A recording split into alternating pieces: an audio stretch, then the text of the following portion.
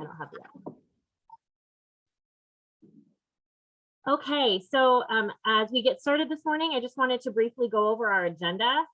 We have a couple of small tweaks here that I wanted to also share as we get kicked off this morning. But first, right off the bat, we're going to just talk about some general CoC news and announcements, things going on in the continuum of care related to folks who are experiencing homelessness and the service providers who support them. Then we'll move into talking about our progress on our Indianapolis community plan to end homelessness. Specifically, we're going to touch base on a few key highlights because obviously a lot of things happened last year and we could have a whole day long meeting about everything that went on. But we're kind of focusing on some key highlights, and that will be first some updates from Lisa Huffman on coordinated entry.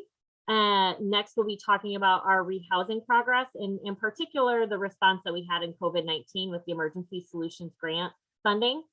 And then we're going to talk about what's coming in 2022. What are lessons learned from 2021?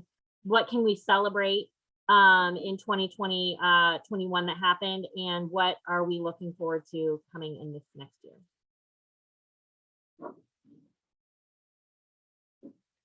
Okay. There we are. So first, I just want to take a quick moment and thank everybody who had served on our 2020-2021 Blueprint Council. The Blueprint Council is the governing board of the Indianapolis Continuum of Care, and these are individuals who volunteer their time, and many of them, working in the continuum or in supporting related industries full-time, and these board members are just tremendous assets to our response to homelessness and are great advocates for the work that everyone is doing every day. As we rolled off our 2020-21 board members, I want to welcome our newest appointed members, Carlette Duffy, Marsha Lewis, and Gina Woodward. We're really excited to have them on board. And as we closed out 2021, we hosted a Continuum of Care election and recently elected Amanda Elvis as representative. And Imani Sankofa is an individual with lived experience that we welcome. Just a quick reminder that you're not on mute, so please mute yourself as you come on to the meeting today. We also have elected a new executive committee. The executive committee of the Blueprint Council is really the smaller entity that helps set the agenda for the council, that helps prioritize things that are going to come before the council for vote or endorsement or approval. And we now have 3 new elected representatives there as the executive committee. Pastor David Green is serving as our chair for this year. Kay Wiles and Ray Lay are serving as vice chairs. So we're really excited to have them on board and engaging with them as new executive committee members. Again, just want to thank everybody who has served on the Blueprint Council in the past and our most recent members as well. A quick reminder to those of you who are interested, there is a current funding application that's open for in Indianapolis. The Housing Trust Fund application is due March 15th, and we encourage folks to learn more about that on the Indianapolis CoC website. You can link to the application from that website that's available through the city, and just a reminder that those applications are due March 15th. Want to also just share in remembrance of Maurice Young, who was a tremendous and amazing advocate in our community for those who are experiencing homelessness. A celebration of life for Maurice is going to be hosted on March 20th at the Indiana State House, and you can see there the date and time for the celebration of life, the viewing and the service. So just a moment to share that information with anyone who might be interested in attending that event in honor of him. And finally, a reminder that winter contingency is still active. We operate the Indianapolis Winter Contingency Plan through the end of March, and we encourage folks who haven't looked at the most recent copy of the plan to visit our CoC website.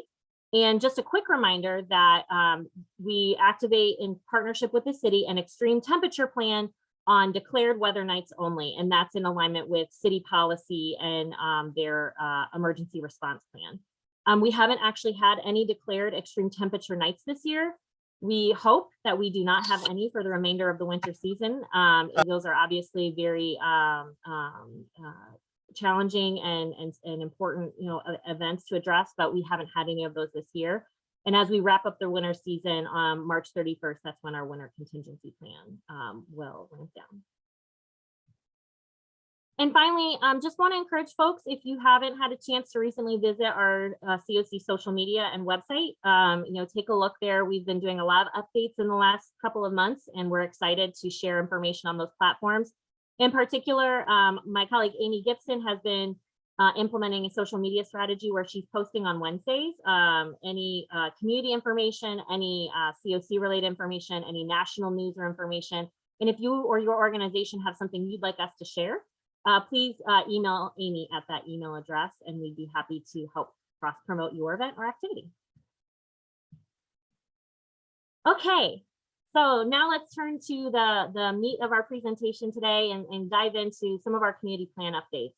As I said, we could spend an entire day breaking down everything that happened last year. So we're really highlighting the big things that happened last year and the things we know we've been reporting to you on at these convenings and in other places as we've made progress on them in the last year. The coordinated entry updates are going to kick us off first. Then we're going to be talking about our rehousing efforts and, like I said, moving into what is next in 2022. With that, I'm going to kick it over to my colleague, Lisa Huffman. Just as a quick reminder for those of you who aren't familiar with the community plan, we had 6 key strategic priorities. And we have really been working in the last year to expand our housing, permanent housing offerings, enhance supportive services, and to really build capacity in our infrastructure through things like coordinated entry to help make sure that homelessness is rare, brief, and recoverable. So Lisa, I'll kick it over to you. Thanks. Good morning, everybody. I'm Lisa Huffman. I'm a project manager at CHIP, and most of my projects have focused on the coordinated entry system. So I'm going to go over updates. I think since early last year, we haven't given some CES updates in a while. So there's a few things to cover today. So the first is our 2021 CES evaluation. So some people may remember HUD allowed us to skip the 2020 evaluation because of COVID. So this is the first evaluation we've done in 2 years, and Matt has really been spearheading that, Matt Holland. So he kicked it off in Q4 of 2021, and that has surveys that we send out to system and community leaders, direct service providers, and clients. So it's wrapping up in Q1, and he will help produce something to share out system-wide with the results of that survey. And then coming in 2022 still, we'll have those results. We're also revamping the CES evaluation process. And so there will be more to come about that. For CES assessment and prioritization, this is another big one that we've been talking about since the end of 2019, actually. And this is the part where we're removing the VI-SPDAT, which is the assessment tool that we currently use, from our coordinated entry enrollment.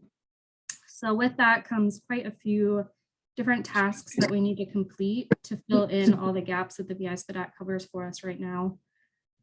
So where we kind of are to date, we received HUD TA for CES assessment specifically, and that helped us get clarity around our next steps, really building a structure for what we need for continuous refinement. So we're kind of shifting the mindset from this being a one and done project, just taking out the assessment tool, plopping something else in its place.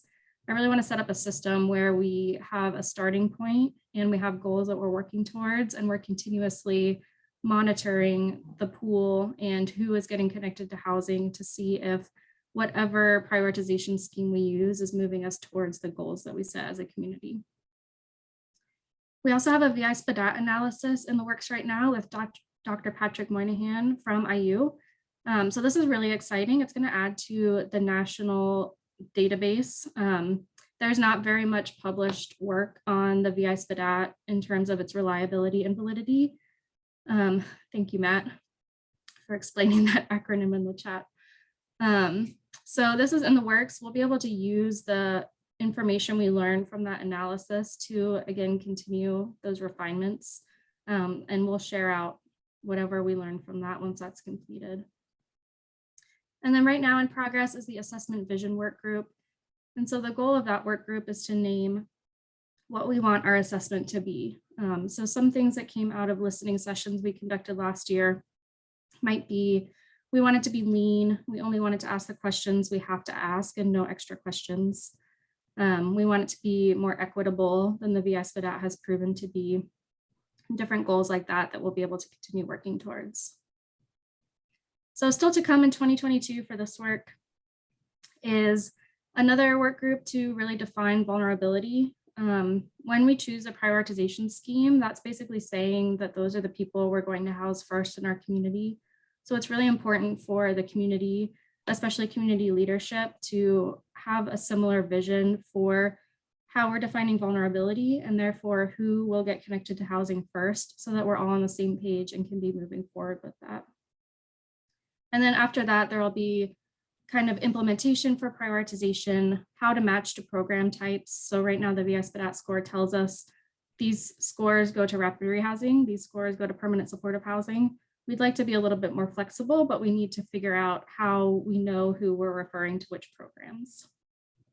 You can go forward now, Rachel. Other CES policy and procedure updates from the past year include transfer policy refinement. So all this work is basically done in work groups of stakeholders who are involved in whatever topic we're talking about. Policy and procedure changes go to the CES leadership group for initial approval, then we can begin piloting it, and then they ultimately go to the Blueprint Council for final approval. So this is all work that is the result of a lot of people contributing and working together. But for the transfer policy, we came up with a new technical solution for our transfer list, which is in Airtable, which is a platform that we're starting to use in different places throughout the community. We were able to clarify some record keeping requirements with the city of exactly what the original project should retain and what they should give to the new project. And then a structure for that conversation in case conferencing, taking someone from the transfer list instead of off the streets for a housing referral is sometimes just a really challenging conversation. So we were able to kind of set that up on an urgency and timing basis so that we make sure we're really prioritizing the people in order to prevent returns to homelessness and keep people stably housed. Another really exciting update is the Yhtp prioritization pilot. So this is the Youth Homelessness Demonstration Project programs. They are able to have their own prioritization because they have a separate funding stream for right now. They'll be absorbed by the full CoC in October. But for right now, they have their own prioritization. So it started just looking at length of time homeless and prioritizing chronic households. And now we created a new matrix that kind of focuses on safety as the umbrella. And we'll also try a batching method for prioritization. So when there's a referral, we're going to look at the top 3 people in the pool and talk about whether people already have a connection with existing programs, or if there's somebody that might be, a more urgent referral for one reason or another, and have a little bit of flexibility there. So we're actually implementing this week, and I'm really excited to see how that goes. I think we'll have some lessons learned that we can pull into our full CoC prioritization work. And then another refinement is CES training. So both HMIS and CES trainings moved into Talent LMS. It is an online platform where users can self-pace through the course and then go back in and reference some content. And there's also extra training content added to HMIS. So throughout this next year, we'll be adding more training content in alignment with whatever refinements we complete. And Matt Holland is also leading kind of building out a knowledge base and different help desk articles. So we really have a robust place where people can access information and processes whenever they need a little assistance in HMIS.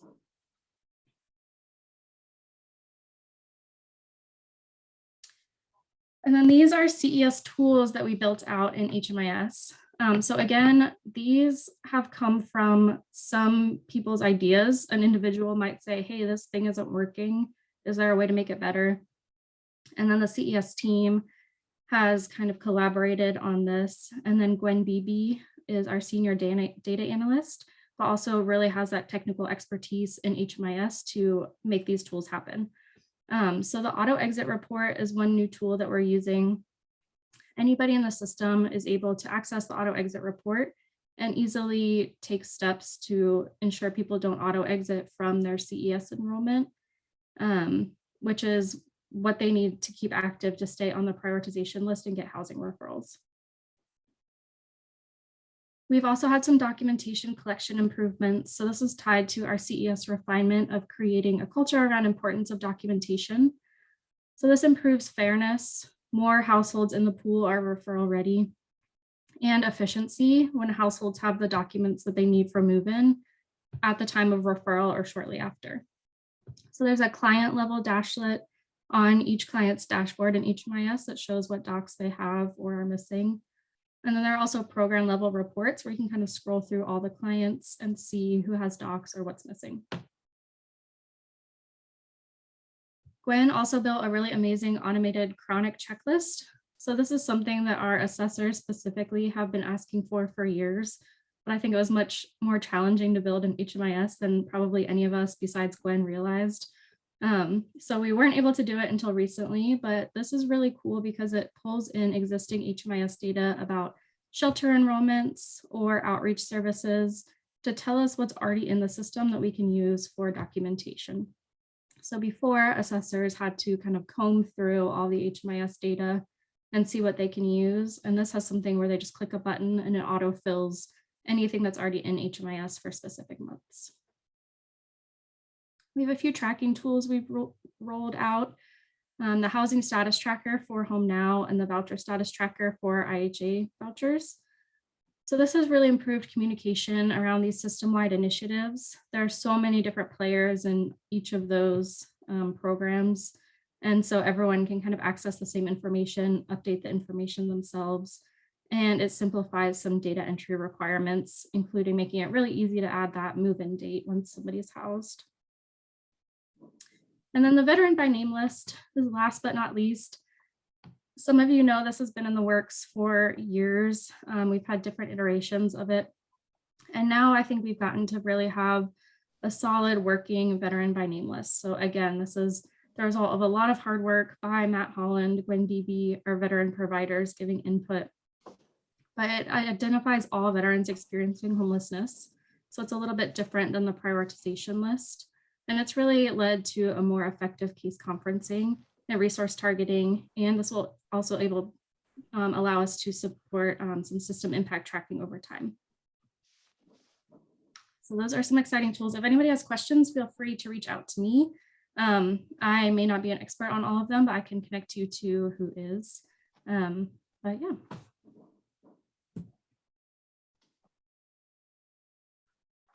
Thanks. So we're going to kick it over to Danielle to talk about the lessons that we've learned in 2021 about our rehousing efforts. Hi, good morning, everybody. Danielle Bagwireman, the Director of System Strategy at CHIP. So last year was a big year. 2021 was an unprecedented year where we had more resources than we've ever had when it comes to permanent housing. 2020 was a big focus on keeping people safe, with COVID-19, making sure that we had a crisis response as a pandemic response. But in 2021, we really went from sheltering individuals safely to really looking at long-term solutions for permanent housing and ensuring that the most vulnerable would not return to the streets or congregate shelters. That was the kind of a commitment we made as a CoC. So it's really incredible to just take a moment and think about where we were a year ago, relationships and collaboration and the system transformation that occurred in that time. A lot has happened in the last year, so we wanted to take some time to kind of talk about that. I will say we do have some time coming up at the end where we'd like to just kind of share some successes together. Obviously at CHIP, we don't do direct service. Y'all do amazing work. Everyone in this community, and there are many people that are in this meeting today. So if you have a success story from last year around housing that you'd like to share, get thinking about that, because I would love to hear some success stories and just hear the perspective of everyone that's been doing this hard work over the last year specifically. So a year ago, where were we a year ago? In March of 2021, we were still in the midst of the pandemic, but we were really kind of coming out of the height of our crisis response. We had hundreds of individuals in hotel shelters across the city. Our largest site, specifically for those that were a high risk for COVID-19 because of age or health condition, we're at one of our sites. And there was really no coordinated rehousing effort from that site. And in fact, we'd only recently launched the funding that the majority of individuals would need to be rehoused from that. So that's through the CARES Act. The CARES Act we received as a community millions and millions of dollars that we were able to dedicate to rapid rehousing so that we could focus on I'm on a call. So in March of last year, ESG CV2, which was our largest amount of funding for rapid rehousing, over $7 million, was really just starting to get going. They had recently contracted with service providers to provide the case management aspect. And we can share some data later around kind of where we were at last March, but it was really just getting started. And even some of our CV1, the first round of funding for CV rapid rehousing, even that was just still getting going. Also in March of last year, we didn't have vouchers yet. We didn't have the emergency housing vouchers. The American Rescue Plan didn't exist yet. And we didn't even really have, I think we were just getting started with some of the homeless preference vouchers, with just a few that got started. I think it was even around April last year. So things looked very different last year than where we're at right now. So in the last year, we've rehoused nearly everyone from our hotel shelters. We were able to close the largest non-congregate shelter using a combination of ESG CV1 and CV2 resources, looking at vouchers and bridging folks over to a voucher, and all the other programs that were already in our system. So all of the ESG and CoC funded rapid rehousing, permanent supportive housing. So we've served hundreds of households. And this has really helped us show how we can align our partnership and create a homeless response system that really fulfills our vision that's set forth in the plan, working in a much more collaborative manner. So I'm going to transition now and kick it over to Amber Hayes with the City of Indianapolis to talk a little bit about CV1, and I'm not sure if she's able to talk about a little bit about CV2, but kind of where were we at? What did that look like in 2021? Thank you, Danielle. Rachel, am I able to, okay, cool. So while I pull up my slides, I will say that I believe Greg is going to speak on CV2, so my portion will be specifically about CV1.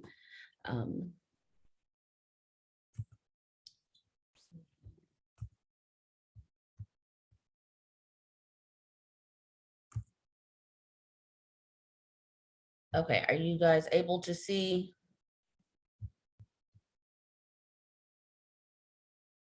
No, not yet. Okay.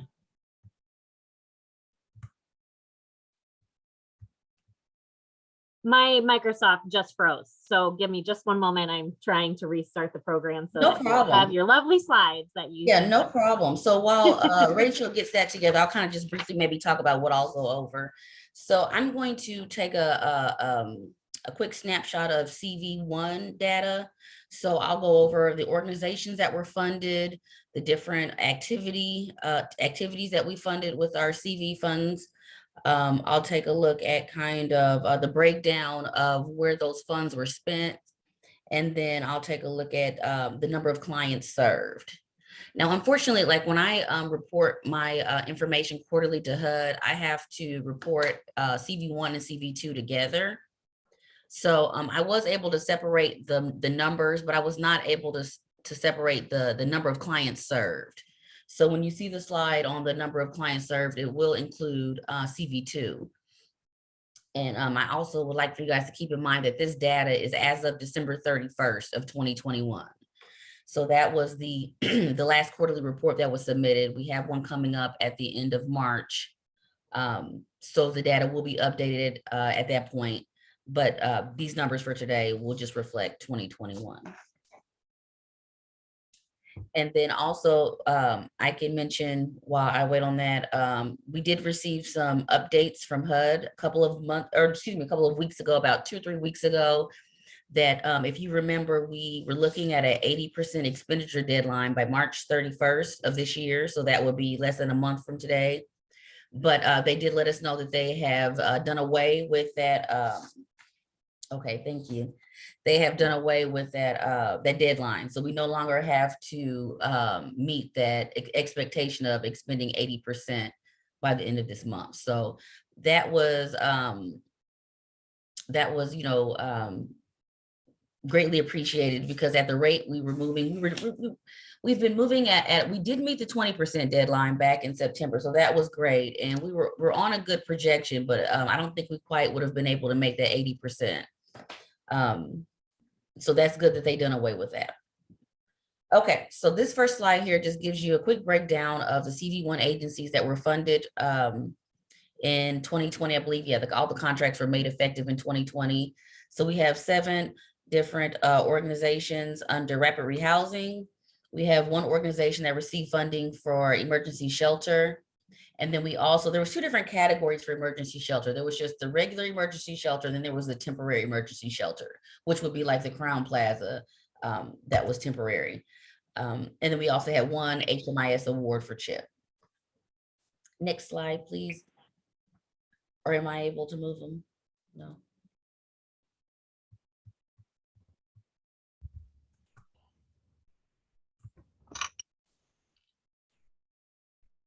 Rachel, are you able to skip to the, okay, thank you.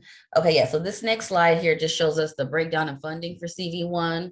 You can see how much was awarded under rapid rehousing, emergency shelter, temporary emergency shelter, and HMIS. You can see exactly what's been expended and what our balance is. So it looks like we're just shy of 50% of that award. And like I said, this was as of December 31st. So I'm sure as of now, we've surpassed that or reached that 50%. So I definitely think that we are on target for meeting 100% by September 30th, which is when the grant actually ends. And I will say there's talk too about even extending that date. But unfortunately, HUD kind of doesn't, it hasn't been able to tell us far enough in advance to really do some good planning. So right now we have to kind of just stick with that September 30th date. So quickly, this is the breakdown of the rapid rehousing. As you see, there's 3 different categories that our funding went into: rental assistance, which is direct rental assistance, rental arrears, and landlord incentives. That's kind of all in that box. The next one is relocation and stabilization financial assistance. That is going to cover things like application fees and deposits, utility deposits and payments, and moving costs. And then that last bucket, relocation and stabilization services, that are things such as housing search and placement and case management. And that's just to name a few. There's other items that can go into each category. So that's just a quick breakdown of the rapid rehousing. Next slide, please.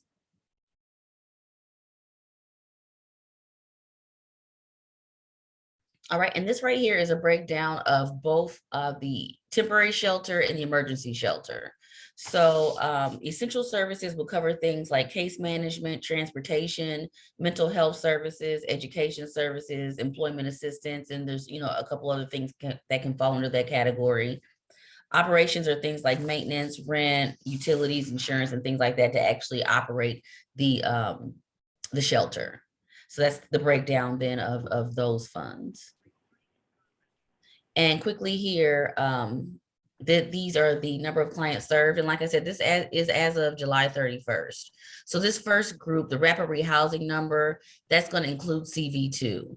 I was unable to separate those numbers, but as of December of last year, those are where we were at with individuals and households served. Now for emergency shelter, that will just be CV1 only. So those were the individuals and the households that we were able to serve under emergency shelter.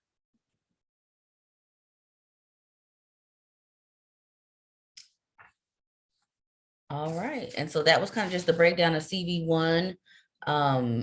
Like I said, we have till September 30th to expend these funds, and I definitely feel like we will be able to meet that goal.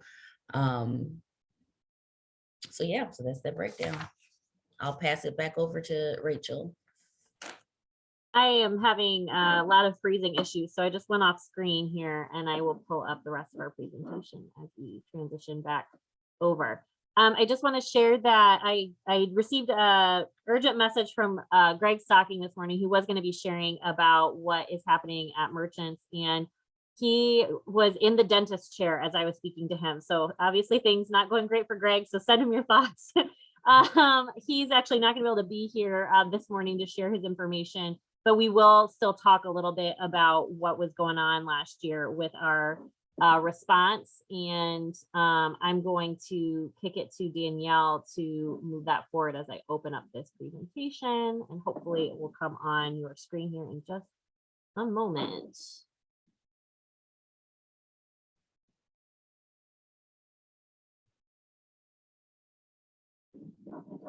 Okay.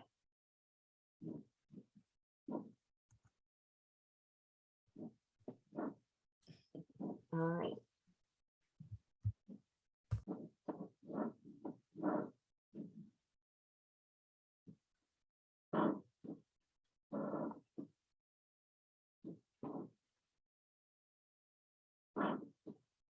There we go. Oh, Danielle, where do you want to kick off here? Sorry, I accidentally clicked too far forward. No, actually, go back one more, or not, Yeah. two more. Well, I know Greg's not here today, but I do want to provide a little bit of context. One more, yeah, right there. Of really like what CV2, like what our strategy was with CV2, because that was something that was different for our community. And I think when we were at the point where we received ESG CV, the first wave, we were able to kind of scatter that around to our existing providers within our community. And, you know, Amber just showed a lot of it went to rapid rehousing, some of it went to shelter. But when CV2 came along, it was a much larger pot. And I think we were really hearing from a lot of partners that the administrative burden of a $7 million, like people just couldn't take that on. I know we've all struggled with capacity, with keeping people hired, hiring new people over the last 2 years. And so ESG CV2, we needed a different strategy. And so that's where Merchants Affordable Housing came in. And they really came in to serve as the lead in 3 specific roles: as the fiscal agent, so the fiscal agent that received the ESG CV2 grant, unit acquisition. Obviously, like we've served a lot of households in our, just on top of our normal system, we've increased significantly with rapid rehousing in the last year. And so units is a huge part of that. We can't house folks if we can't have a unit for them to go into. So building up a housing acquisition team was part of Merchants Affordable Housing's role. And then the grant management, so also receiving that grant management. So being able to pay rent and send rent checks out for all the clients that we were housing, making sure that we had units, and then managing that large grant. So Merchants really came in to our CoC in a very different, a new role to add that additional capacity to our system, and then contracted with existing service providers to provide that case management piece. So I just wanted to spend a minute kind of highlighting that, because that's going to be really important, and it really lays the foundation for kind of where we're headed this year in 2022. Okay, so in addition to the rapid rehousing funding that we received through the CARES Act, we were also awarded emergency housing vouchers. So we were awarded 203 emergency housing vouchers, which is fantastic and really pairs well with the way that we were able to use ESG CV rapid rehousing. So we were able to use ESG rapid rehousing as a bridge to essentially like a more permanent, as a bridge to permanent housing. So typically for rapid rehousing, we're going to match people to that program. It is a time limited program, so we're going to match people with a little bit of a lower vulnerability. But with ESG CV 1 and 2, we matched people with very high vulnerability, people who we normally would have matched to permanent supportive housing, people that need that ongoing services, they need the ongoing subsidy. And so the emergency housing vouchers provide us that longer term subsidy, so we can move people over from rapid rehousing over to these emergency housing vouchers.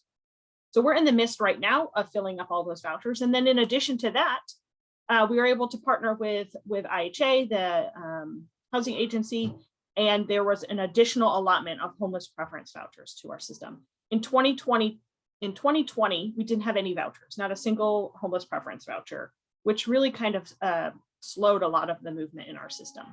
But last year, we were able to get about 500 homeless preference vouchers. So we have a lot of vouchers in our system right now to provide a permanent rental subsidy to households in need. Next slide. So we're still in the midst of leasing up all of those vouchers. This is a dashboard that we update on a regular basis, at least once a week. we've made over 800 referrals to these vouchers right now, 862 to be exact. As of March 3rd, we had 131 households that had been moved over to a voucher, with an average of 101 days from the time of referring them to the voucher until they leased up. This dashboard, there's a link on there. You can also find it on, if you go to Tableau Public and search for CHIP, you can see it there. It gets sent out in many emails. But this lets us kind of look at where's everyone at in the pipeline of the vouchers. You can also, if you want to just look at emergency housing vouchers, you can filter down just by that. But this has taken a tremendous amount of effort from everyone across the CoC, from shelters and outreach to our rapid rehousing and our PSH providers. It seems like everyone is involved in the voucher deployment at this point. So that's the dashboard.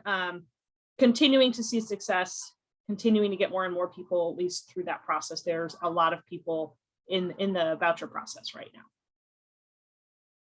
Okay, so I want to, like I said, I kind of gave a little teaser to this, success stories. I want to spend some time sharing some success from the community.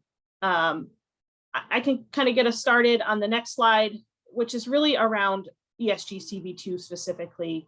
And I just want to look at some data, because I know data, I'm a huge data person. You all know that if you know me at all. But I think that this really speaks volumes. And I want us to translate these little bars into the hard work and the effort of our community, because these bars represent households, and they represent households that are permanently housed. They're no longer in a shelter or in a hotel or a shelter or on the streets wondering where they're going to sleep that night or where they're going to sleep next week.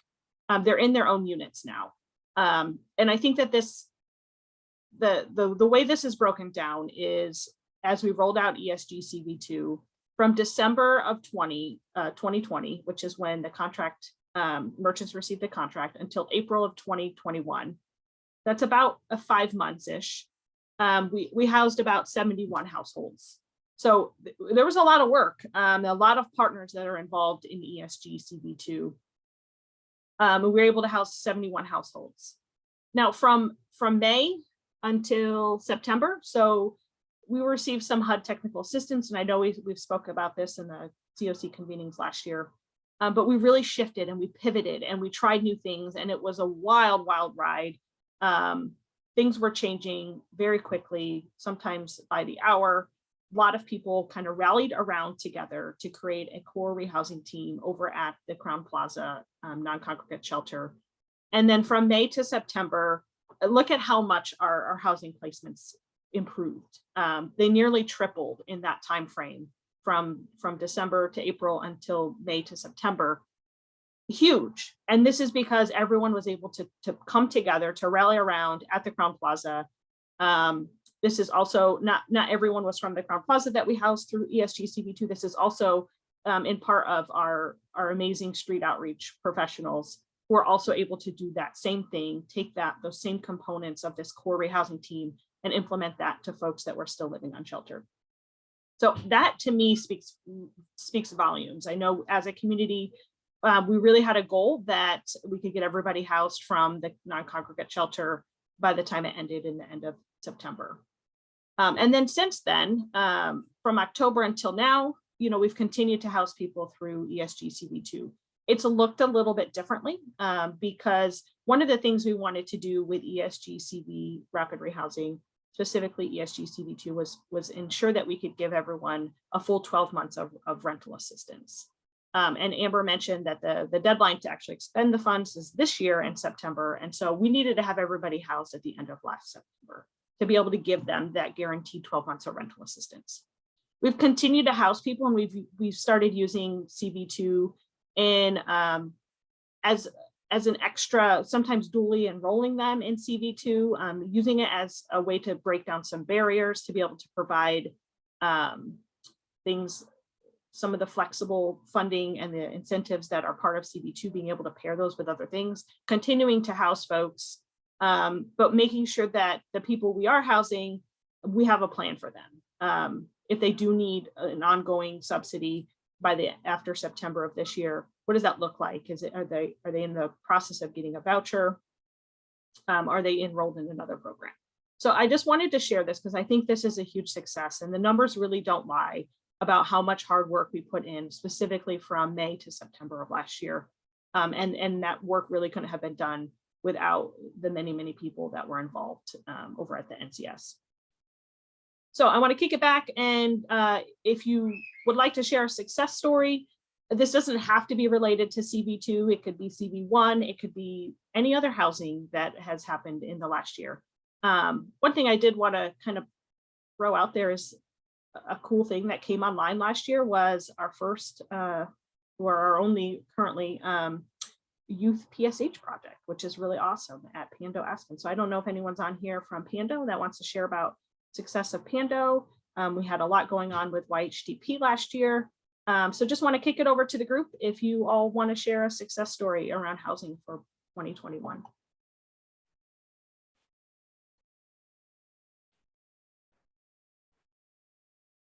Hi, Danielle. This is Barbara Walters with Lutheran Child and Family Services. So we did initiate our Pando program. We kind of opened up with a few residents or tenants moving in June, and we were able to get it fully leased up by the end of the year. So that was something we're happy to have done. So we have 30 units there, and it's basically full. There might be some people transitioning to other housing arrangements currently, but basically it's been full. We have hired a peer support specialist, so we're really excited about that opportunity.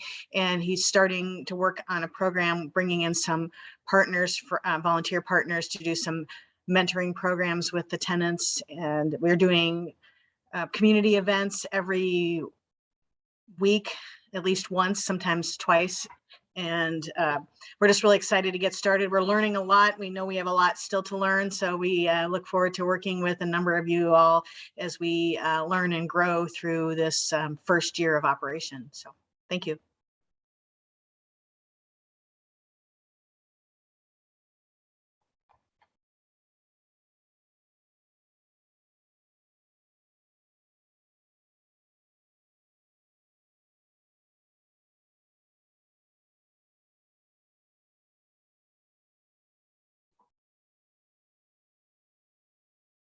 Okay, I don't want to put everyone on the spot, but I know we have at least one more success story. Anyone have something they want to share?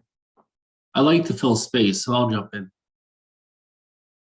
I'm waiting for the reactions. Thanks. I just wanted to also shout out to the SSVF providers, which is VA-funded rapid rehousing, and their really creative work with the HUD-VASH team, which is veteran PSH, using a voucher through IHA. And when things really stopped in the veteran system because of the pandemic, those two programs got together and figured out a way to creatively house and provide case management to still have veterans move into housing and not have things grind to a halt. So Kendall, I know you're on here. I see some other SSVF folks. I don't know if you guys want to say anything else, but that was super creative. And I don't know, I thought it was pretty fun too.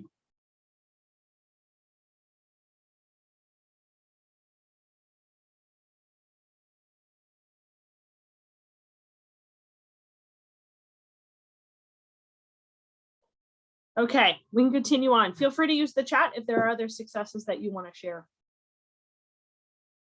All right, we're going to pivot now, and we're going to talk a little bit about Home Now Indy. What is Home Now Indy? What's next? What are lessons learned? We've already talked about some of our coordinating efforts last year under Home Now, under CV2, but I really want to pivot and talk a little bit more about what is Home Now and what is it not. So first, I want to say that the concept of Home Now was created before COVID, before the NCS, before CARES Act funding. So I want to talk a little bit about what Home Now is and what it is not. Last week, we were able to gather some partners for 2 days to really talk and unpack unpack Home Now, some of the tensions, some of the lessons learned as we used CV2 to do a demonstration of the Home Now Indy model. And so I want to share a little bit about kind of what Home Now is and what it's not. So Home Now Indy is a coordinated system-wide approach to rehousing individuals and families experiencing homelessness in Indianapolis. It's grounded in the belief that ending homelessness requires access to safe, affordable, and person-centered permanent housing choices.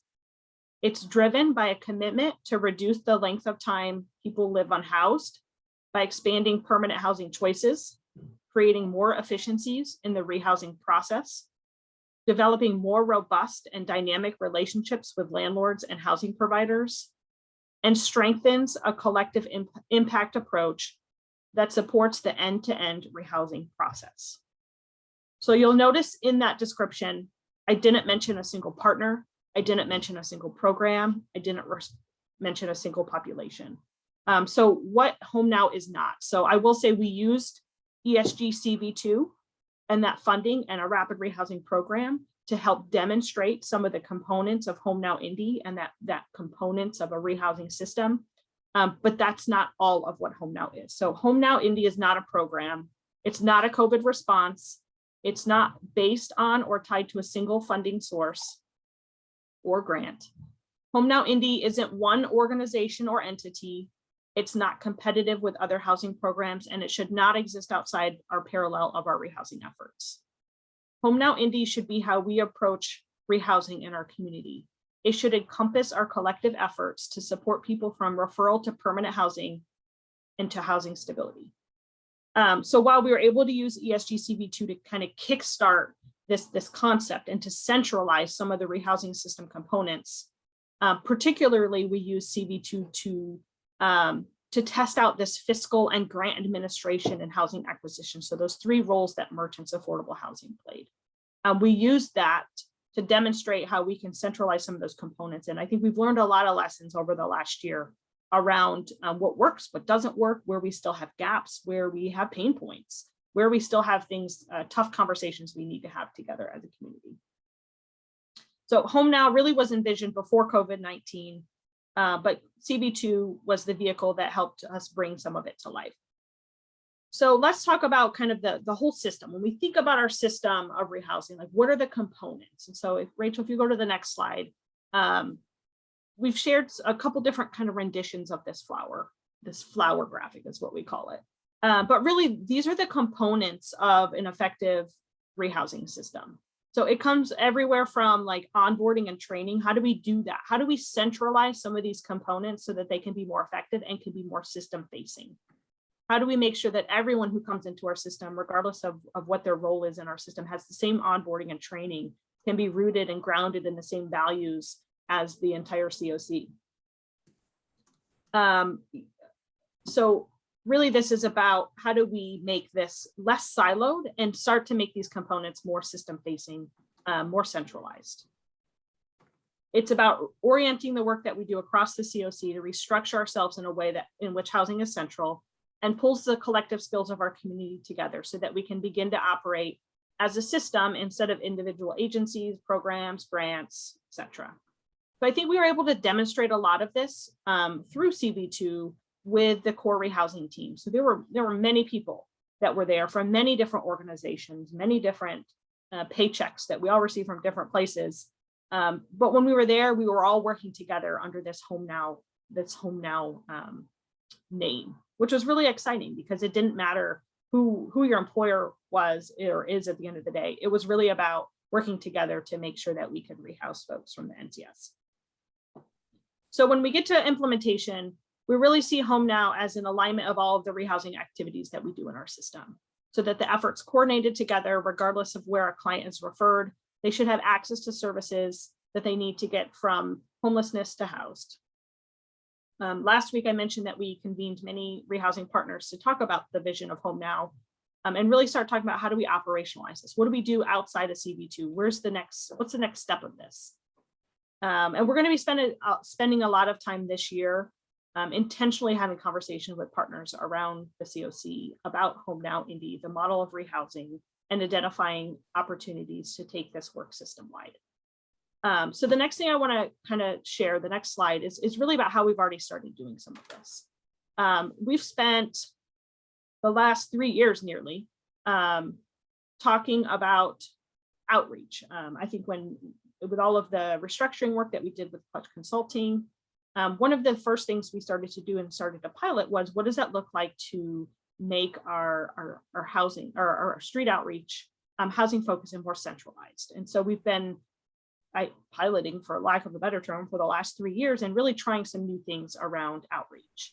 I think what we've really learned in the last year specifically, as we've increased the amount of resources that we have for dedicated housing focused outreach, we were lumping some things together that shouldn't be lumped. So last year, we were asking the dedicated outreach workers to do that and to do system navigation, to also help them get from referral to housed. And I think we have some really amazing street outreach professionals who worked their tails off last year, and we're doing many of these components. And so some of the work that we're doing right now is really honing in on what are these roles. Let's pull system navigation out, because honestly, that's a job in itself.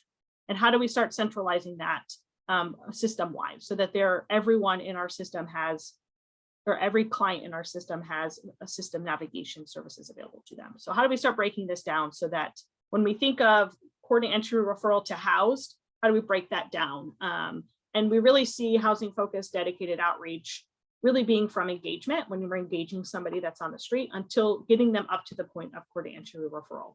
Once they get referred, how do we ensure that they have a system navigator that can work with them from referral to move in, along with their case manager that they're going to continue to work with once they're in housing? And then that housing acquisition piece, how do we continue to scale system-wide unit acquisition so that there are units across the system, and each agency doesn't have to do this on their own? And then case management, this is a big piece I think that we're going to continue to talk about. We have a lot of funding for services coming down the pike this year. And so what does that look like? How do we continue to make more robust case management services available to our system? So I just wanted to highlight that, because I think that those are 4 components. We've done a lot of work over the last year, really talking about roles, talking about clarity, getting a better understanding of how those roles interact with each other and support the system in a more collaborative effort. All right, I'm going to kick it back over to Rachel, because I think I've talked enough to talk a little bit about what's next, what's coming this year. Thanks, Danielle. We're a little ahead of schedule, so if anybody does have a question, don't hesitate to ask. We're happy to ask that and answer those questions. So we have already talked about some things that we know are going to be advancing in the next year. Elisa did a great job highlighting kind of what's next in 2022 for coordinated entry. Danielle just highlighted this development of the Home Now model in the last year as a pilot that we really tested through ESG CV2, and how we're looking to bring it into our community in a broader scale in 2022. But I want to talk about some other things that are happening and the exciting stuff that's happening outside of what we've already referred to. So first, just going to break down a couple of system capacity improvements. So not necessarily the most exciting things, but things we really think are going to make a big difference in our community infrastructure that we have to support our projects and those who are doing the work out in the field. Also want to highlight that we do have some new funding that we know is coming this year. And have a couple of minutes to have an update about the community plan evaluation that we will be conducting this year in partnership with United Way of Central Indiana. So just want to first let folks know that, you know, we have a lot of work going on in capacity building and support, in particular around data and the homeless management information system. We have a data quality plan that we have been working on in the last couple of years and are going to be implementing this year. That work led by Gwen Beebe and now my colleague Elliot Zans, who's come on board to help support that work, will be really kicking off in the next quarter. We also, as Lisa referred to, now have a learning management system, which will be a great support to our training efforts and will allow folks, as Lisa said, to not only self-pace their work through things like homeless management information system or coordinated entry training, but also for folks to go back and revisit materials and have access to those things on an ongoing basis, and make really our training offerings much more robust. And we're really looking forward to diving into that talent LMS system this year and creating great trainings for folks across our system. We also have coordinated performance monitoring at the direction of the Blueprint Council. As I mentioned earlier, you know, our governing board we are really looking at 2 key performance measures as a community: reducing our length of stay in shelter and decreasing the number of folks returning to homelessness. And the intention behind both of these is essentially to house people more quicker, and to make sure that once they are housed, that they don't return back to homelessness. And that really involves, our partners across the continuum, and looking at our data strategically, and then looking at our data at a programmatic level, and having conversations with folks across the community about what we're seeing, and diving deep into what supports some of our projects may need to help reduce the length of stay, or to decrease folks within their program who have exited and are returning, and to have those in-depth conversations and really unpack kind of what's going on, not only so we can see results at a programmatic level, but so that we could see impact at a system level. So we're looking forward to continuing to report to the Blueprint Council, continuing to report back to the whole continuum on our efforts this year to really look at those 2 system performance measures and see how we can make improvements. I also wanted to share some really exciting work that's been happening around lived experience engagement.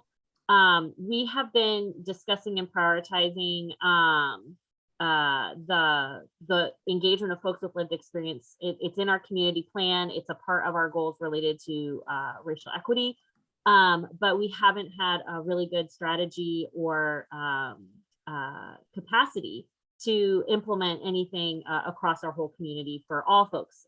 We've really been able to pilot some great stuff with our youth homelessness demonstration program efforts and our youth action board. But we really want to take those learnings that we have from that work and bring it to the rest of the community. And I'm happy to say in December, the Blueprint Council endorsed a strategy for compensation. And we have recently partnered to have that strategy now funded this year for us to implement in coordination with United Way, to have new funding available for folks who are engaging with the CoC, working on committees and work groups, working at the Blueprint Council level, and to compensate them appropriately for their time as experts in their experience. So we're really excited to have that there to share to folks, and we'll continue to put out more information to anyone who has questions, and connecting directly with the folks that we're already working with to make sure they know how to access those resources. I'm going to kick it over to Siobhan. Siobhan, you've got plenty of time here if you'd like, because we are a little early on our timeline, to talk about what's coming for your Day One Family Fund effort. Good morning, everyone. So as Rachel said, my name is Siobhan Williams. I serve as the project manager for families in particular at CHIP. In 2020, CHIP was awarded $1.25 million from the Day One's Families Fund, which is actually the Bezos Fund. And of that award, we will be distributing $1 million, redistributed to community-based organizations who are pursuing solutions to family homelessness, in central Indianapolis through a competitive grant process. So we've been working on an RFP, request for proposals. The goal is to have that out by April 4th. So that will be released out to the community. It will target projects that develop and adapt, explore and evaluate promising evidence base for family homelessness and just community-based prevention. It's open to nonprofit and governmental agencies who are part of the continuum of care, so the CoC, and then agencies that are not currently receiving funds through the CoC are equally encouraged to apply. So this is open to everyone, anyone, everybody in a sense.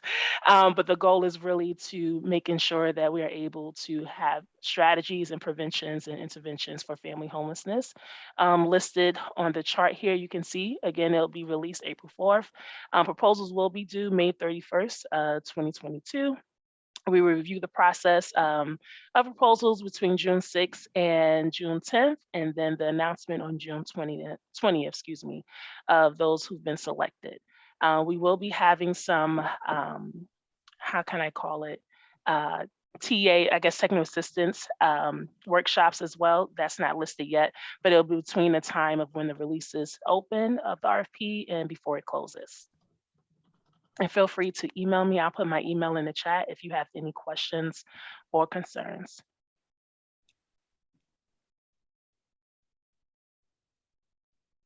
Oh, and I'll pass it back to Rachel. Thank you. Okay, just a sec. So Siobhan, I'm gonna have to get some different dates from you than the ones I have on the slide. So just make sure we get those before I close out today. Okay. So just real briefly, just letting folks know, and I did see Rodney was on here, but I didn't want to make any sort of official announcements about anything related to the American Rescue Plan because there is still a lot of discussion going on about it.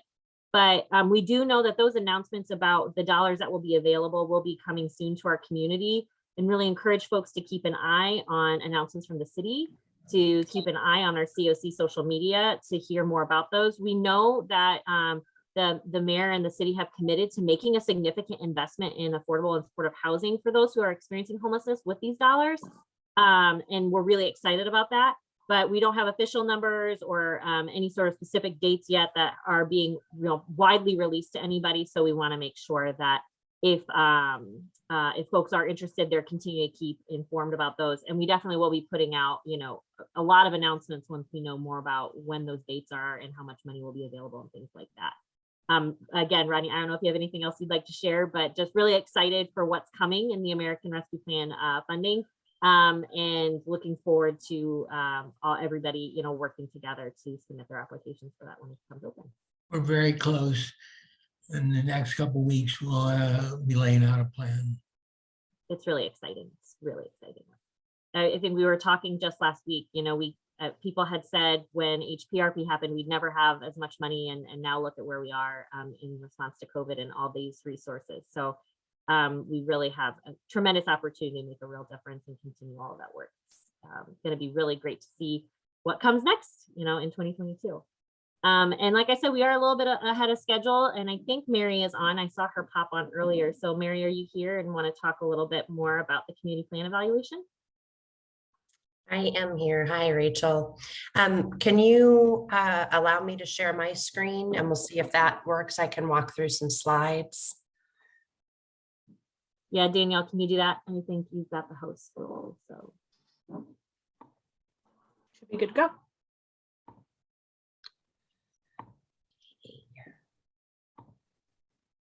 All right, good afternoon. Good morning, everyone. It's been a long morning already. I wanted to quickly just walk through, there will be an evaluation of the Indianapolis community plan to end homelessness.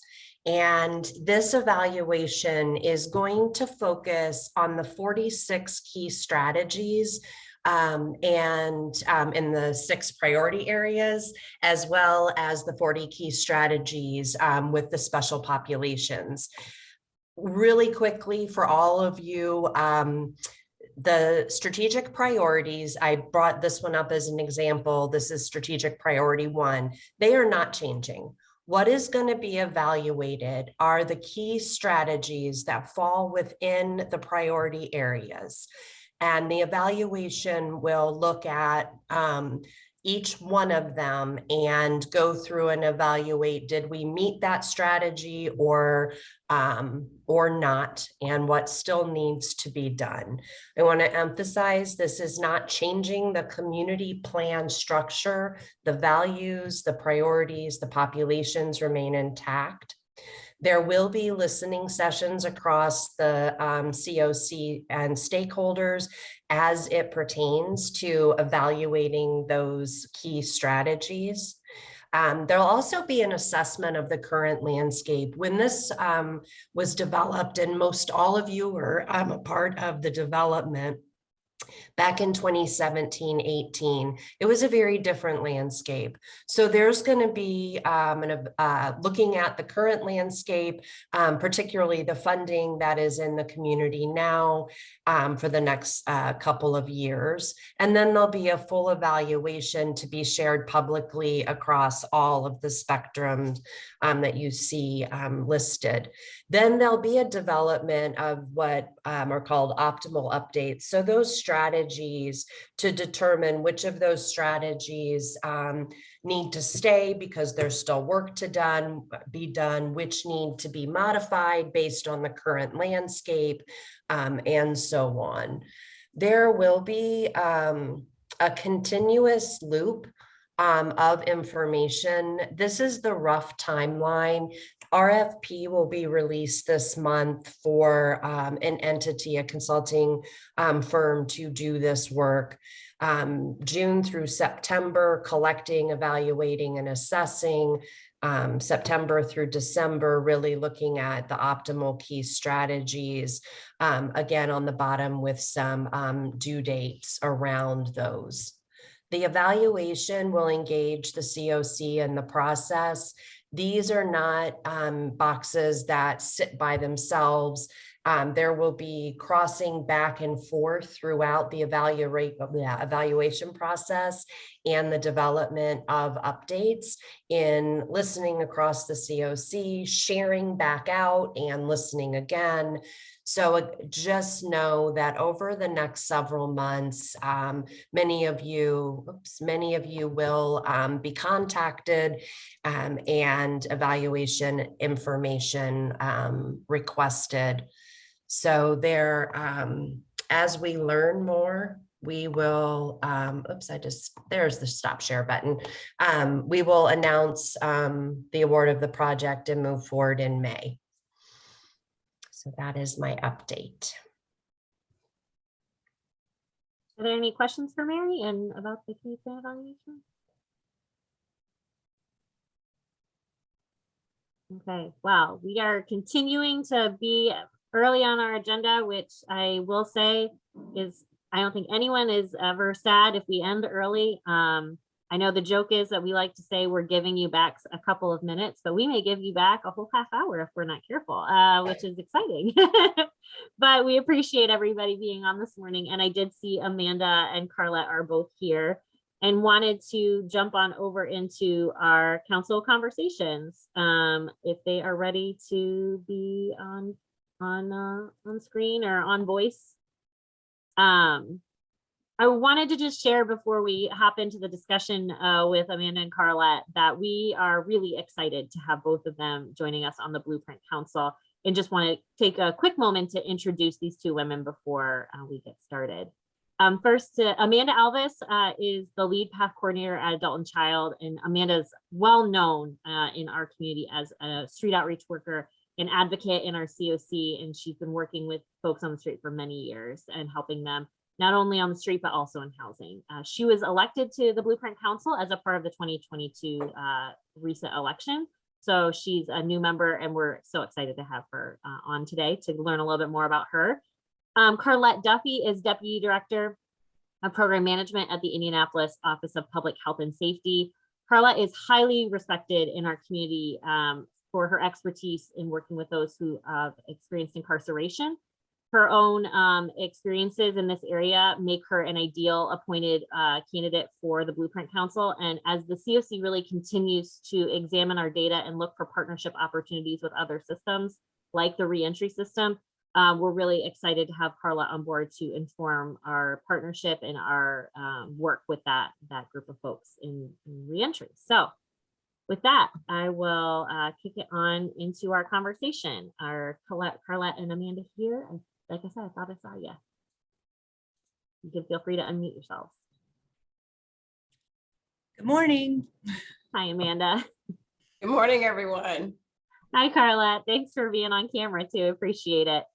So I have just some questions for you guys, learn a little bit more about you, and you can kind of do these in any order between the two of you that you'd like. But first, can you just tell us a little bit about how you came to be involved with the Indianapolis Continuum of Care? And I guess just to make it easier, I'll start with you, Carlette. Can you tell us a little bit about the work that you do and how you were appointed to the council?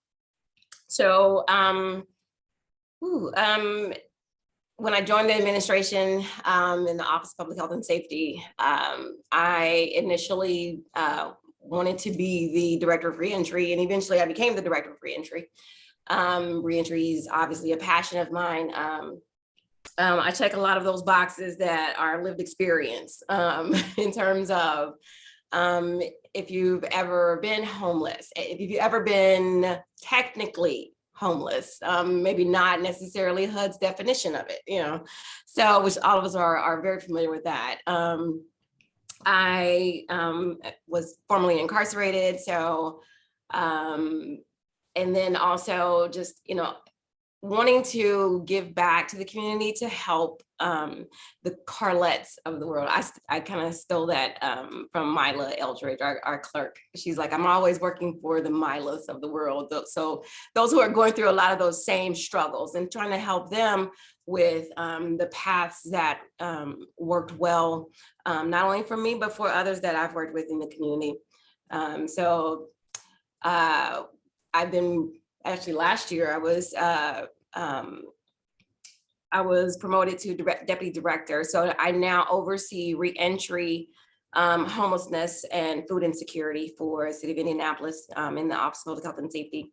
And I've known Deputy Mayor Bennett for a long time, having been a Warren mom. So I still have a lot of glitter W Warren Central t-shirts. And he was our trustee back then. And so I've known him for a very long time, and he knows my story. He knows the work that I've done in the community, working with youth, especially in areas of reentry. And I worked with the spectrum, kids, adults, and especially families. That's the biggest part for me, having been a mom, and dealing with homelessness, especially when you have income, you have the credit score, but because you have a criminal history, you can't find housing, especially not suitable housing to raise a kid. So he asked me if I would be part of it, and I was like, of course I will. This is awesome, amazing. I'd love to, and here I am. Amanda, can you tell us about your CoC, how you came to be engaged with the CoC and now on Blueprint Council? Sure, the CoC's just hemmed up with my regular job responsibilities, so there's really no way out of it for me. I have worked in the system long enough that I worked in it before there was a CoC essentially, and have moved in the direction with the CoC and working with clients that might be hitting the system in any number of the arms of that continuum of care. So my work is directly tied into the continuum of care. It's sort of a natural involvement. Can you guys each share what's something that your organization or agency has done recently that you're really proud of? What's something that's gone on in your world that's been brought you, pride? Well, I'll hop in first for this one, Carlette. Adult and Child always has a lot of amazing things cooking, but I'm just going to speak to a couple specific things that impact the team I'm on specifically. We've developed over here at Adult and Child a specific crisis response team, and it's been a lifesaver. So for those of us that are doing the work, a lot of times we might engage folks on the streets or in the shelters or any number of places that are in having a mental health crisis right then. And I think we all know the system well enough to know that it's not the best when someone's in a crisis like that. And so now we have a team at Adult and Child that it can easily email or call and say, hey, I've got this person on the streets, or the shelter's reached out to me. There's someone at the shelter that's having a mental health crisis, and we can get an intake scheduled very quickly, or we can get an assessment done right then, or we can get some help, maybe getting someone into the hospital if necessary. And again, for those of you in the field, know that that's a lot of hard work. And so any team or anything in place that helps with that is like pure gold. And then additionally, the agency sees that, when we work with clients, when they're ready for change, we need to be ready to move. And we can't wait for these appointments that are like months out. And so recently, Adult and Child has worked with our team to open up a couple regular new patient appointments for our primary care every week, so that when we're out in the field working with clients and they say they're ready finally to engage, we can get those appointments quickly. And so those are a couple of things that hit the homelessness system directly. And I'm just really proud that they're working with us to make things happen a little bit quicker for our clients when they're ready. Awesome. Charlotte, do you have anything to share? Sure. So we're talking about challenges, right? Well, something that you guys have done recently you're proud of, but maybe it's overcoming a challenge, right? So I will say that the work that our office has done, and I commend Andrew Merkley, who is over our housing division, and Rodney Stockman, who abandoned us for DMD, but it's okay. I still love you, Rodney. And then also Matt Giffen for creating the TAP and the TLAP program. So, and I was actually able to see these programs at work, and in combination with Indy Rent in Warren Township's court. I was there for a victim witness assistance program client who was being evicted, and it was amazing just to see how people felt empowered by being able to have an attorney to talk to say, this is my case, this is my voice, how do I present this to the court? And those attorneys being able to give them that information back. And then the court actually working with them to keep them in their homes. I just thought it was so amazing and so awesome. And so as we were rolling out new locations, I'm just really excited to see just how far we can go with keeping people in their homes, so we don't have to have them in, in any of our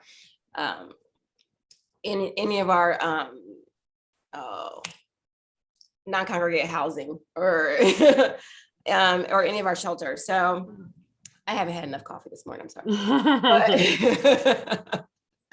So, but I will say, a great barrier for us has been dealing with not having the inventory in housing. And especially when we're talking about reentry and you're talking about barriers. So I've tasked one of our housing reentry person to reach out to landlords to say, hey, are you willing to accept people who have criminal histories?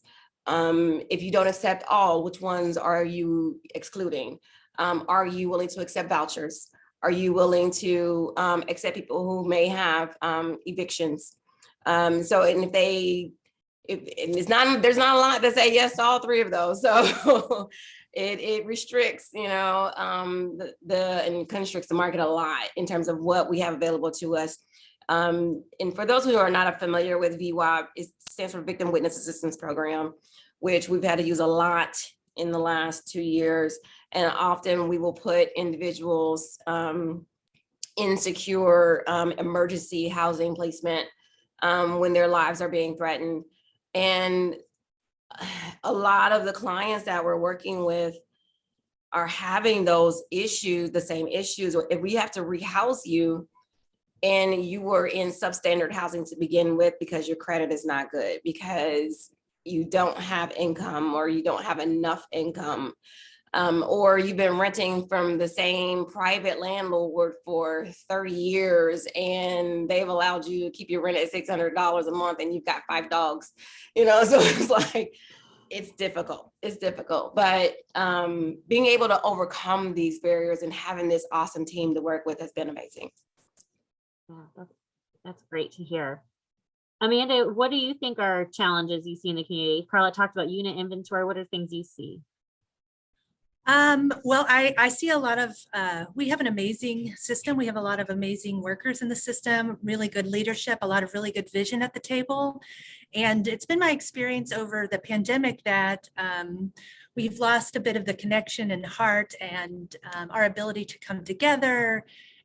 So I'm looking forward with, as we move forward to sort of bring all of these really amazing strengths that we have as a system to bring those together. At my first Blueprint Council meeting, Pastor Green said, let's keep the goal simple. He said, let's house people and let's do it quickly. And I couldn't agree more. I'm going to add on to that. Let's do it respectfully, because we do need to build that housing inventory and it needs to be like decent housing.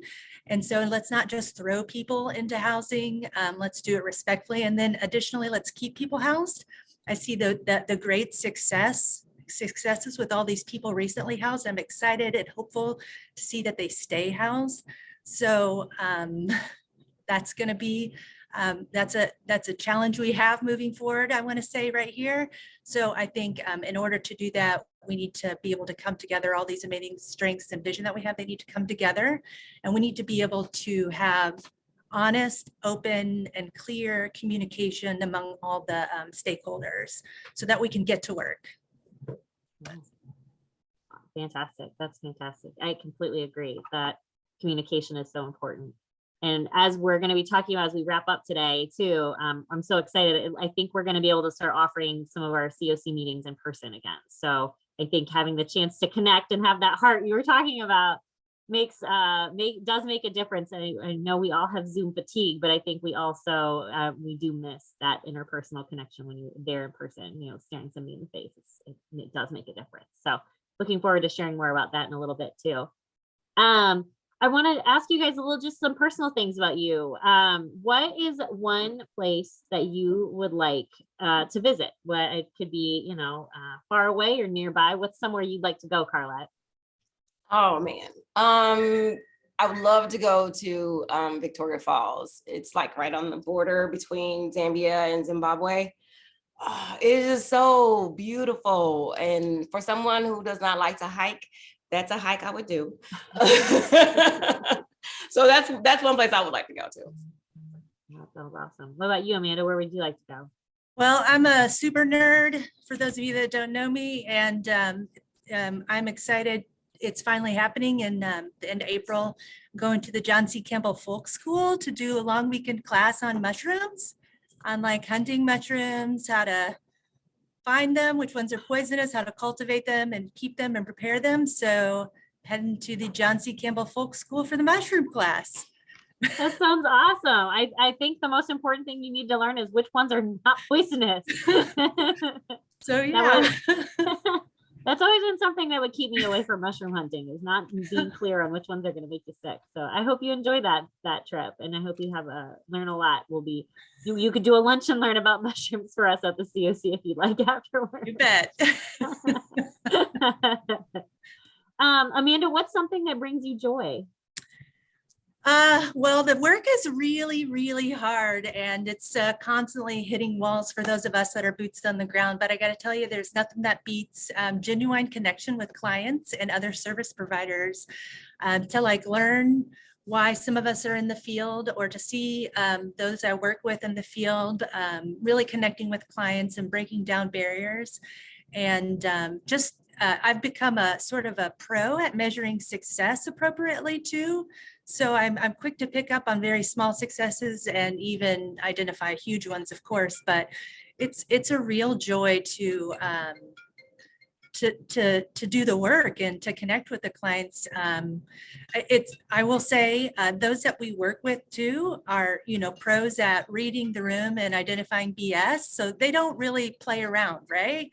They straight talk, they speak to us directly, they're not playing games. And so we usually have some real honest and open conversations. And it's a real gift that they feel safe around us at times to open up and just share with us what's going on about small things and about the big stuff. So that's a real joy. Wonderful. What about you, Carla? What brings you joy? So as of the last 2 years, I am now a GG. So I have my one and only grandbaby from my one and only daughter. So that is my joy in life. And I have to say, she is a mini me. She loves purses. She loves shoes. So she loves jewelry. She is a leap year baby, and she is a rainbow baby. So, because my daughter has lupus, and so it was a really, really difficult time getting through the pregnancy, and but we're on the other end, and now just enjoying every aspect of it. But it's just so interesting to see her, see both of them, change like the entire way our family is moving in terms of health and wellness, because now, I'm a stickler about food as your medicine instead of medicine as your food. And so it's interesting, it's fun. And I love her to pieces. It's my baby. How old is she? 2. She just turned 2. So everyone kids her that she's not gonna have. I was like, oh, you're only gonna have a birthday every 4 years. And I said, no, by the time she turns 4, she will have had 6 birthdays. Because she gets 2 a year until the 4th year. And then we have a big old blow up birthday on the 4th year. So yes. So her class will get cookies and cupcakes for 2 days. Right? Lucky girl. Oh wow. Carla, what's something that you have read or listened to recently that inspired you? Robin DiAngelo's book, Nice Racism, is amazing. I love it, love it, love it. But I'm all about, I'm a weirdo in this aspect. I like anthropology. I love looking at other civilizations, other communities, just how other people live and how we are all still so very similar in how we move and how we navigate our societies, our communities, our governments. And so just getting a different perspective on racism that's outside of what we think of traditional, and how we ourselves commit, bias actions unknowingly a lot every day. So, and recognizing it and then addressing it and not feeling victimized by seeing that we are exhibiting these behaviors ourselves. So the book is awesome. I love it. Love it, love it, love it. Yeah, so you said Robin DiAngelo's Nice Racism? Yeah. All right, put that on your reading list, everybody, if you haven't seen it already. What about you, Amanda? I started a book during the pandemic when we couldn't travel as much because I love to travel, but I picked it back up. Simone de Beauvoir wrote a book about her first trip to America. She comes for 5 months and it's sort of her journal. And it's really interesting to have somebody from another country's perspective on America. It's fascinating and very sad that a lot of the insight she has into American culture and people in regards to any number of things like class or race still ring true today. So that's concerning, but also very interesting. So it's her book. It's called America Day by Day by Simone de Beauvoir, and it's really beautiful. And then I'll say one other thing. I love the Sun magazine. I don't know if Kay's on here. She's also a reader of the Sun magazine, and Jane. And during the pandemic, I started a Sun Club. So we discussed the current issue of the Sun magazine, and I recommend it to everybody all the time. It's amazing. The Sun magazine. I've not heard of that. I'll have to check it out. Sounds great. And then Amanda, what's something people would be surprised to know about you? I'm kind of an open book. I got really nothing to give here. For those of you that know me, or if you want to know me, all you have to do is ask. I'm super transparent to an appropriate degree, of course. I don't know, maybe before I was in this field, I was a birth doula. So I worked with families, I was basically a hired labor coach. So my degree is in art. In another world, I would have been a high school art teacher, but I ended up here. So here we are. We're glad you're here. Carla, what's something people will be surprised to know about you? That I am I'm a movie buff. Which is interesting. So over the pandemic, I caught COVID early on, and it beat me up, and my energy was just gone. And so I started, once I was better, I started working out.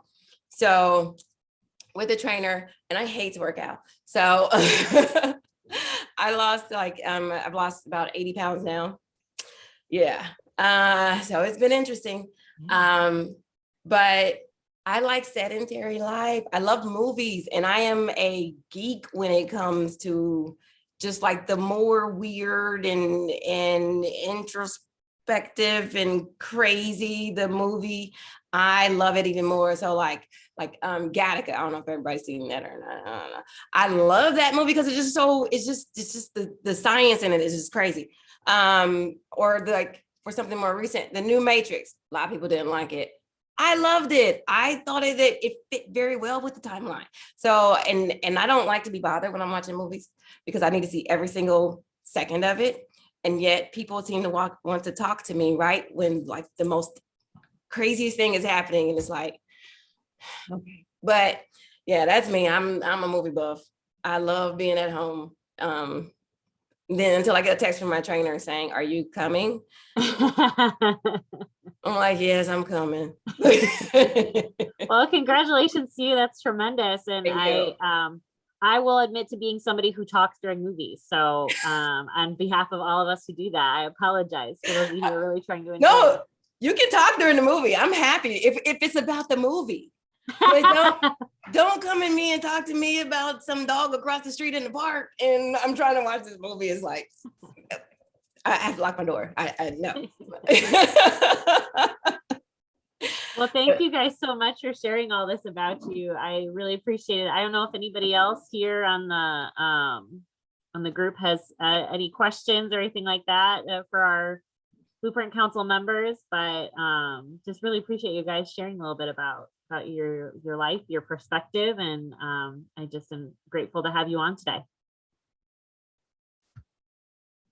All right. Well, we are still ahead of schedule, and I will say just a few more things before we let you go back to your day. Want to make sure you have these dates saved on your calendar. They are on the CoC calendar too already on our Indianapolis CoC website. And just want to share, as I kind of teased earlier, we are planning to have the rest of our CoC meetings in person in 2022, as long as our current COVID-19 projected and current status stays about the same.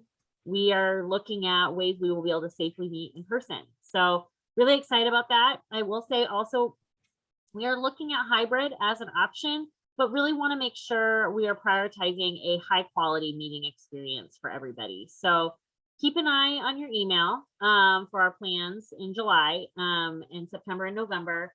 We will be giving you more information about what those meetings will look like, but really excited to return to in person, being able to really enjoy that chance to network and connect with each other, not on screen. So more information coming soon. Please save those dates. Finally, just to close us out, keep an eye on your email. We always ask for feedback about our CoC convenings when we are done with them. So look for that. And when we send out that survey for your feedback, we'll also be sending you the slide deck from today, the recording link, and any other new information we have. I will say, like I said, Greg was unable to join us, and he has said he will be providing some comments on those slides, so that if you want to connect with him and ask any questions about what he was planning to share today that he didn't get a chance to get to, we'll have that on those posted slides as well.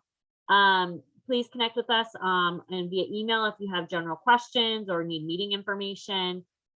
Check us out on Facebook and Instagram for our @IndyCoC social medias. And then don't forget to connect with us on our website. There's always information that's being posted there, whether it is about funding opportunities or coordinated entry policies and procedures or our calendar. There's lots to learn there, and encourage you to take a look. I know we may have folks who have a few closing questions as we are in the in the last few minutes of our meeting. So I'll stick around if anybody has questions or needs anything. Otherwise, we will give you back 23 minutes to your day, and hope you enjoy that the rest of your day and have a chance to maybe take a breather in this next 23 minutes if you don't have to immediately rush off to something else. And thanks again to Carlette and Amanda for being on today, and have a good day, everybody.